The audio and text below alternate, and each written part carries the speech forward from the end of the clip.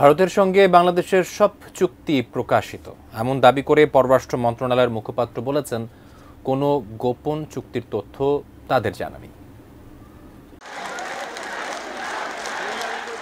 জুলাই গণঅভ্যুত্থানের সময় থেকেই বিভিন্ন দল ও সংগঠনের পক্ষ থেকে দাবি ওঠে প্রতিবেশী ভারতের সঙ্গে শেখ হাসিনা সরকারের করা গোপন এবং দেশবিরোধী সব চুক্তি বাতিল করতে হবে।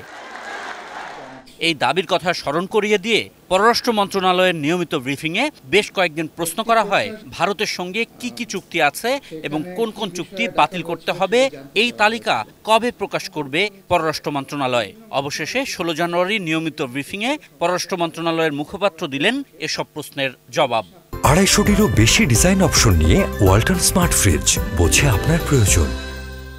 সমঝোতা স্মারক বা চুক্তিগুলো যদি পর্যালোচনার প্রয়োজন সংশ্লিষ্ট মন্ত্রণালয় অনুভব করে, তবে তারা এই বিষয়টি উত্থাপন করতে পারে। ভারতের সাথে বাংলাদেশের যে চুক্তিগুলো হয়েছে, আপনি যদি ভারতের পররাষ্ট্র মন্ত্রণালয়ের ওয়েবসাইটে যান এবং ট্রিটি সেকশনে যান এবং ওইখানে যদি আপনি বাংলাদেশ কিওয়ার্ড দিয়ে সার্চ করেন, তাহলে আপনার সামনে সবগুলা চুক্তি আপনি পেয়ে যাবেন। সুতরাং প্রকাশের কথা যেটা বলা হচ্ছে, it is already in the public domain. প্রশ্নের ফোকাস ছিল যে এটা কবে উন্মোচন করা হবে। উন্মোচনের বিষয় তো এখানে আর আসে না, কারণ এটা তো উন্মোচিত আছে।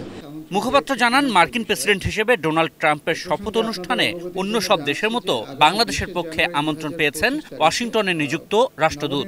তিনি সরকারের পক্ষে সেখানে উপস্থিত থাকবেন।